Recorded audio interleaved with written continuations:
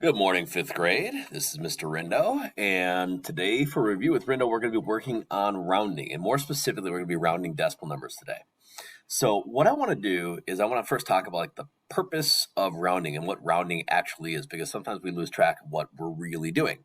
So the idea behind taking a number and rounding it is to ultimately simplify it without changing it all that much. And so I want to show you an example of what I mean by that. So here's a sentence right here. Says, I purchased a bag of sand that weighed 25 and 256 thousandths pounds. Okay. So you heard me read that correctly, 25 and 256 thousandths pounds. Now, right now, that number is very exact. I mean, that is a very, very specific number. We're literally talking about thousandths of a pound. And in the real world, we don't always need to be that exact. And what we oftentimes do is we round the number to make it easier to think about, or more or less simpler to comprehend. But we don't actually end up changing the number that much. And so what I want to do is I want to go ahead and go through an example of how I would round this number to make it easier to think about. So the first example that we could do is that we could take this number and we can round it to the nearest one, which is ultimately the same thing as saying is round it to a whole number. Round it so that it is just a whole number. Because right now we have 25 and 256. So what I'm going to do is, since I know I want to round this to the nearest whole number, I'm going to underline the part of this number that is the whole number. So I'm going to underline right there, okay? And so that right there, that number right there is our first option. Like, hey, we could go ahead and round this number to 25, or we could round it up one more whole. And our second choice would be to round it up to 26. So we're going to shorten this number to either 25 or 26. But what we now do is we always look next door in the place. So we're going to look next door in the 10th place. And we see right next door, there are 2 tenths. And 2 tenths is not that close to making another whole. Like, we know that 5 tenths would be half of a whole. We know that 9 tenths is almost a whole. But 2 tenths is not very close to making another whole. So when we look next door and we see a 2, that tells us that this whole number, 25 and 256 thousandths, is much closer to being the number 25 than it is to being the number 26. So we're going to round it down. We're going to round it to 25.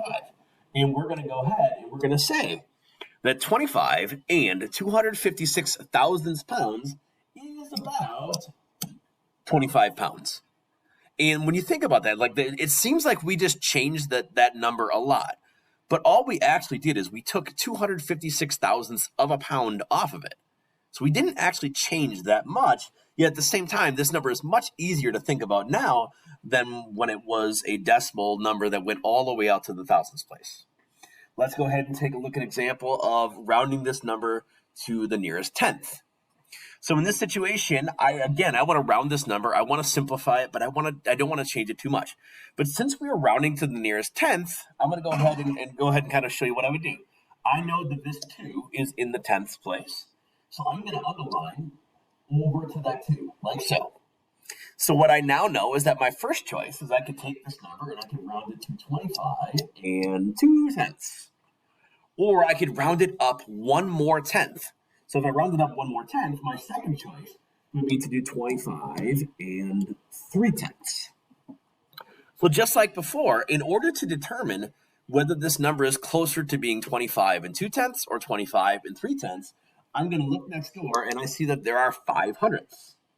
Now we know that 10 hundredths actually end up making another tenth, but either way, when I see that 5 right next door, that tells me that this number is a little bit closer to being 25 and 3 tenths compared to 25 and 2 tenths. So this time, I'm going to go ahead and round it up, and I'm going to say that 25 and 256 thousandths pounds is really close to being the same thing as 25 and 3 tenths.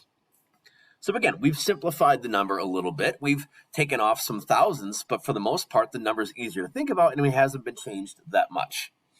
All right, we're going to go through this example now. If we decide that we want to round this number to the nearest hundredth, okay? All right, I know that this 5 is in the hundredth place, so I'm going to underline over to that spot right there. And I'm going to say that my first choice is to round this number to 25 and 25 hundredths.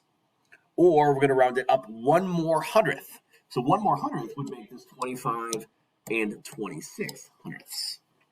So we know those are our two choices. Hey, and so ultimately, what we're trying to say is that is 25 and 256 thousandths, is it closer to being 25 and 25 hundredths or 25 and 26 hundredths?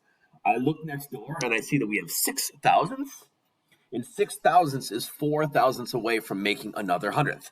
So when I see that 6 next door, I know I'm going to round it up, and we're going to say that 25 and 256 thousandths pounds is approximately the same thing as 25 and 26 hundredths. All right, I'm going to go through just a few quick more examples so you can see how it's done, and then I'll have you guys go ahead and give it a shot yourself.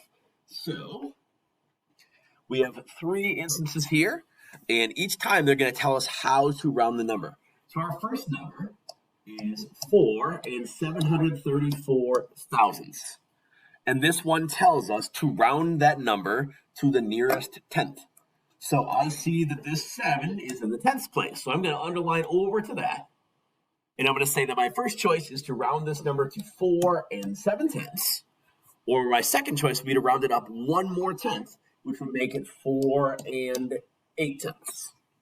So now I'm going to look next door in the hundredths place. This 3 on the hundredths place, 3 hundredths isn't that close to making another tenth. And so in this situation, I know I'm going to round down, and I'm going to say that 4 and 734 thousandths is approximately the same thing as 4 and 7 tenths. All right, next one, guys. We have 16 and 955 thousandths, and we want to round that number to the nearest hundredth.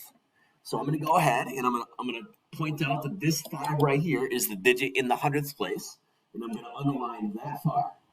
So my first choice is going to be 16 and 95 hundredths. And my second choice will be 1 more hundredth.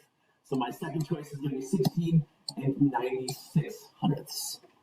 Now we look next door in the thousandths place, and we see that we have 5 thousandths. And 5 thousandths is halfway to making another hundredth. And so we're going to round it up. And we're going to say that 16 and 955 thousandths is approximately the same thing as 16 and 96 hundredths. All right, last example, my friends. We have 6 and 499 thousandths, and we want to round this number to the nearest 1 or to the nearest whole.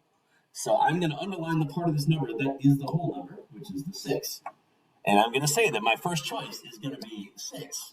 And then my second choice is going to be 1 more whole, which means we could round it up to 7. And we're going to look next door, and we see that there's 4 tenths, and 4 tenths is not halfway to making another whole, which means we're going to round this number down to 6. And we're going to say that 6 and 499 thousandths is approximately the same thing as 6 wholes. All right, guys, that's all I have for you today. What I'm going to ask you guys to work on now is just a little bit of practice on your own. So you'll see on this page, you're going to be asked to round these numbers to the nearest whole. You're going to be asked to round these numbers to the nearest tenth and round these numbers to the nearest thousandth. Good luck, and if you still are having problems with this, if you're checking your answers and you're still getting wrong answers, don't be afraid to ask your teachers for help. That's what we're here for, guys. Don't hide. Let us know, and we'll do our best to help you learn it. All right, have a great day, guys.